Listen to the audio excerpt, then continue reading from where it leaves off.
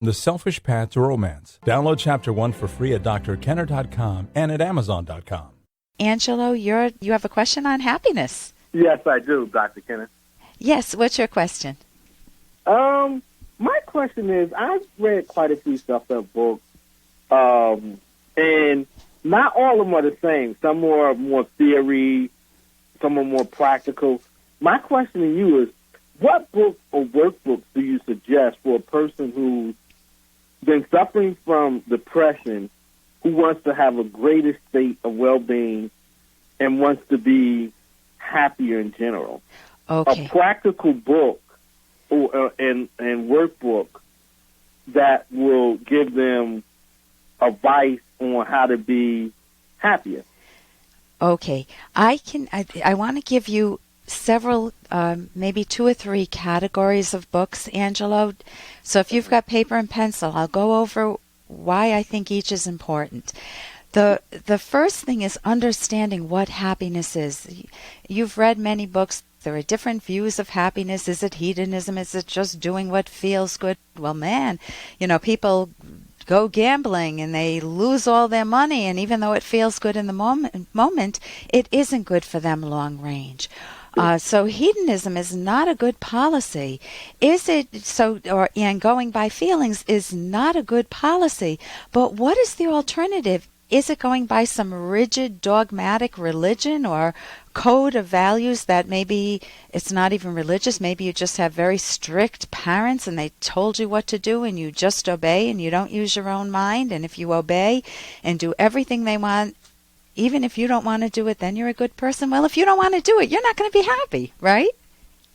Correct. So there is another alternative, and it's discovering that for a human being, we're not born with an instruction manual of how to make good choices that bring us closer to that wonderful, delicious emotion of happiness.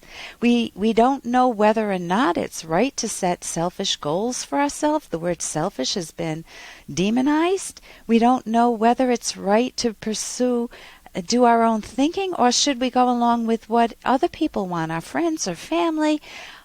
What is right? So the fundamental that you need to discover is the role of philosophy in life.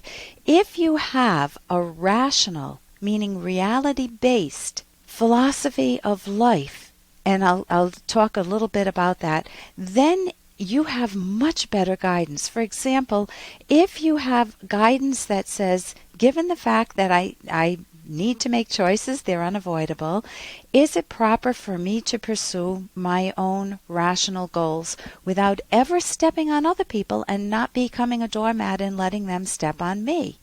If your answer is yes, this is my life, it's my only life, and my dream is to become a doctor, lawyer, whatever it is you want to become, a gardener, whatever it is, set those dreams.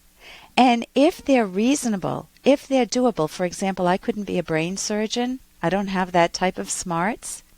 Are you still there, Angelo? Yeah, I'm still there. Okay. Yeah, I'm trying to catch, because it's funny because, again, you hit the nail right on his head when you said, Hey, I got to interrupt this because we've got to pay some bills. 30 seconds, that's it. A very quick ad, and then Ellen will be back. Romance. Ugh, I wish guys knew more about what we want from a relationship. Boy, I wish I knew more about what I want. Where's that ad I saw? Here it is. The Selfish Path to Romance. A serious romance guidebook. Download Chapter 1 for free at selfishromance.com and buy it at amazon.com. The Selfish Path to Romance. That is interesting. Again, you hit the nail right on his head when you said, when they talk about happiness in books, they all have their own slant on what happiness is. Right. And then you're like, if you read 10 books, then you're like, you get confused as to what it is that you should follow. But also, too, it's like, sometimes, like what they say, too, I've read many, website articles and stuff like that, it's like it doesn't always work. Yeah. Let me tell you, they're going to give you conflicting advice. They're going to tell you, be good to your mother, be good to your family, and that will make you happy, family values. But what if your mother is a real pain in the butt? I mean, what if your family members are all drug addicts or drunks, and being good to them doesn't bring you happiness? So here. Like one is exercise.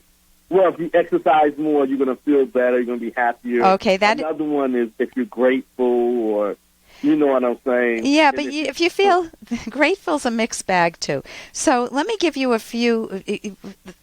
The number one book I would recommend is you need to be sitting down for this, The Virtue of Selfishness. Really, truly valuing your mind.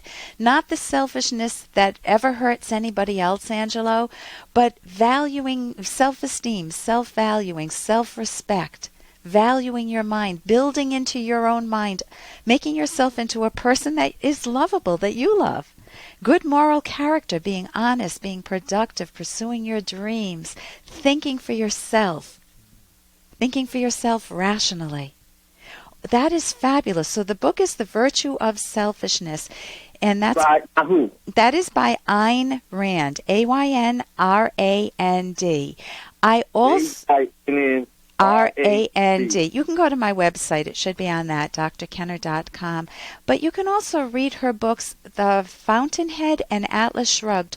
Those cleared up so many contradictions in my life and gave me the fundamental, the philosophical basis of really knowing that it is proper and moral to think for myself, to be fact-focused like you are, you're researching, and to pursue my dreams. I love dancing. I love my career in psychology, and I would want you to be able to do that for yourself, to discover that that's right, rather than sacrifice and die. Many moral codes. A lot of times, I think sometimes, like, I've heard, I actually been to a website. I don't know if you ever heard of somebody called Dr. Robert Holden. Yeah, let me just tell you, we're down to the last 30 seconds, so let me give you two more books. Another book, if you want a therapy book for depression, I recommend Mind Over Mood. It teaches thinking skills. That's exactly what you want if you want to think for yourself and think yourself out of a depression. This by who? Go to my website, drkenner.com. It's by Dennis Greenberger and Christine Podetsky. But that's another very good book. So I'm giving you the books. The one of them is a novel. One of them is a nonfiction, The Virtue of Selfishness. And then Mind Over Mood is actually a therapy workbook that is very helpful for clients, teaching you thinking skills. Thank you so much for your call. For more Dr. Kenner podcast, go to drkenner.com and please listen to this ad. Here's an excerpt from The Selfish Path to Romance, the Serious Romance Guidebook by clinical psychologist Dr. Ellen Kenner and co-author Dr. Edwin Locke, who's world famous for his theories in goal setting. Partners, whether married or dating, need to communicate constantly, but many lack communication skills. For example, they may not be able to articulate well and thus struggle to express what they think or feel. But communication skills can be learned. Listening is an important part of communicating. Many people find it very difficult not to interrupt before their partner has finished expressing a complete thought. Listening well, giving your partner your full attention, and summarizing what you heard when necessary sends the message, you are important. You can download Chapter 1 for free by going to drkenner.com, and you can buy The Selfish Path to Romance at amazon.com.